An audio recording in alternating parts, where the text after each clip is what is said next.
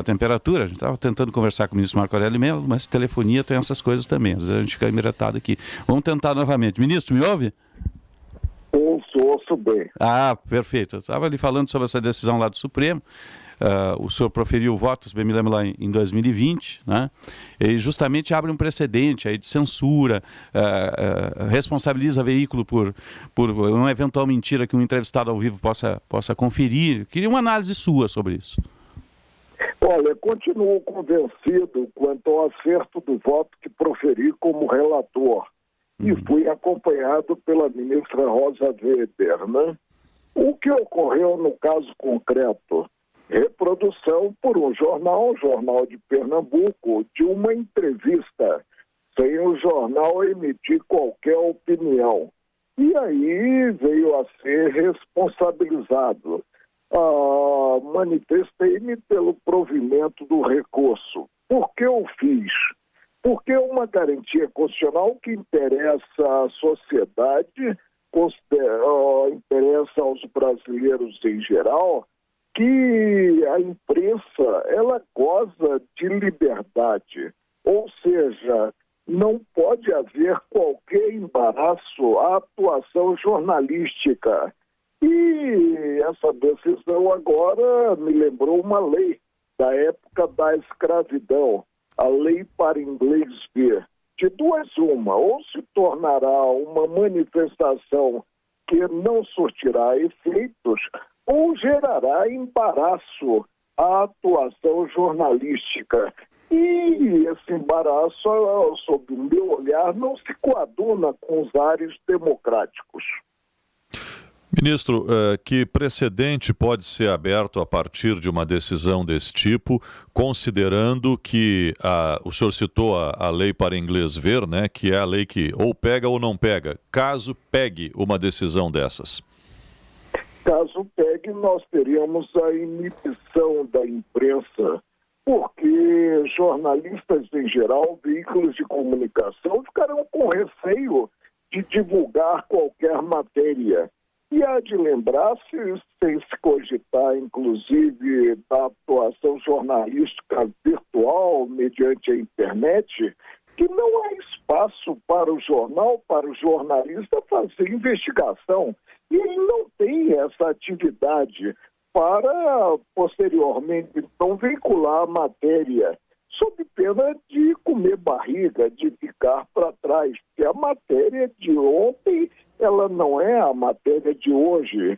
Portanto, o que nós precisamos é de transparência maior, é de espontaneidade dos jornais em si, sem cogitar-se dessa responsabilidade. Imagina esse precedente na mão de qualquer juiz do país, tendo em conta a atuação até de poderosos e o que publicado quanto a essa atuação. Não sei o que nós poderíamos ter amanhã ou depois. Perdeu a nacionalidade em sentido maior com a decisão. É o meu ponto de vista como relator vencido. Agora, não estou criticando a decisão do Supremo. Sim, ministro, essa decisão é para a mídia impressa, mas ela pode acabar sendo remetida também para a mídia eletrônica, a rádio e televisão. Sim, sem dúvida alguma, porque a atuação jornalística não se resume em si ao Jornal Expresso. Claro que o caso concreto versava uma publicação em jornal lá de Pernambuco, como eu disse. Foi publicada uma entrevista sem o jornal emitir qualquer opinião quanto ao conteúdo e se sentiu ofendido um ex-deputado federal, hoje já falecido. E foi uma entrevista dada por um delegado de polícia. Sim. Ministro Marco Aurélio, aqui Guilherme Macalossi, é um prazer falar com o senhor novamente.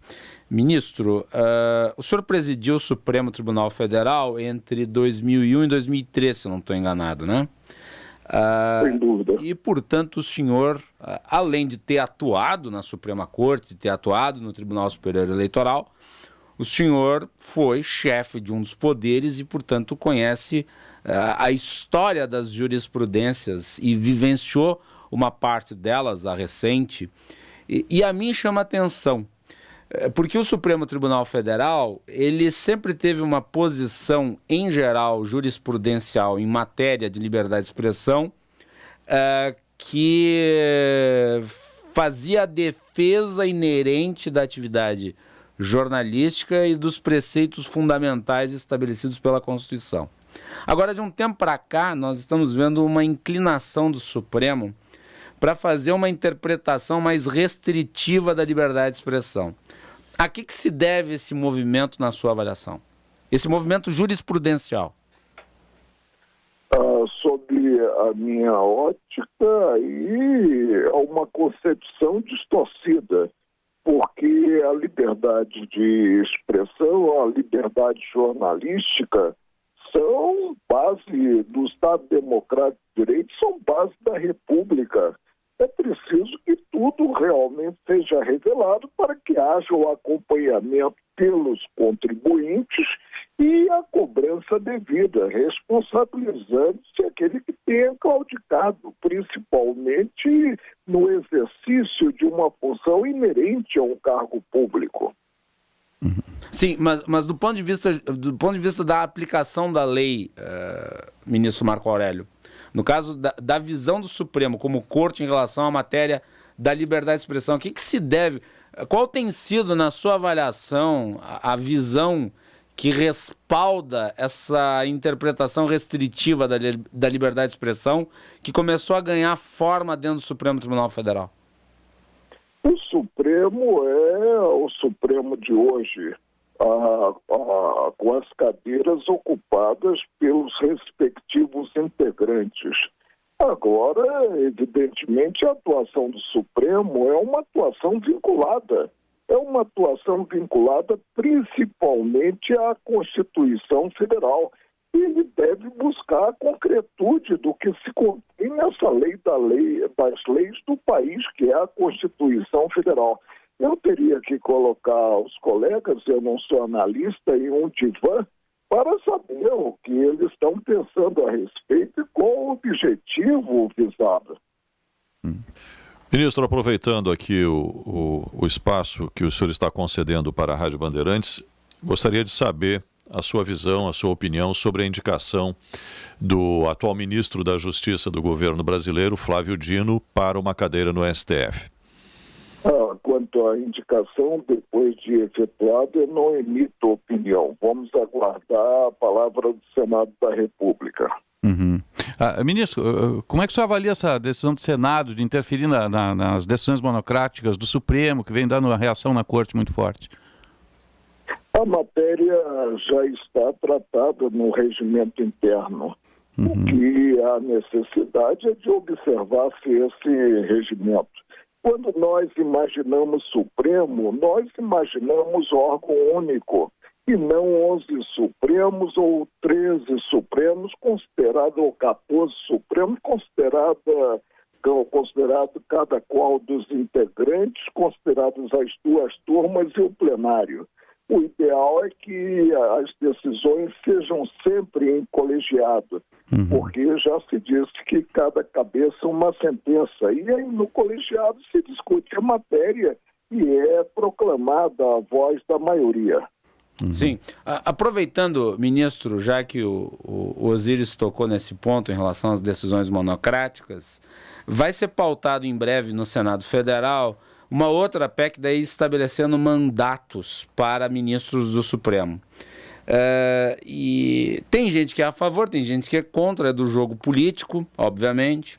A mim causa preocupação o fato de nós termos, daí a partir da instituição de mandatos, uma potencial criação de volatilidade nas jurisprudências. No caso, nós vamos mudar a composição do Supremo a cada período de tempo e num espaço muito curto, e nós vamos, com isso, rever muitas vezes matérias que foram decididas, aumentando potencialmente a instabilidade. Como é que o senhor avalia a diminuição do tamanho do período de tempo de uma indicação no Supremo Tribunal Federal, com o estabelecimento de mandato e o impacto disso nas jurisprudências?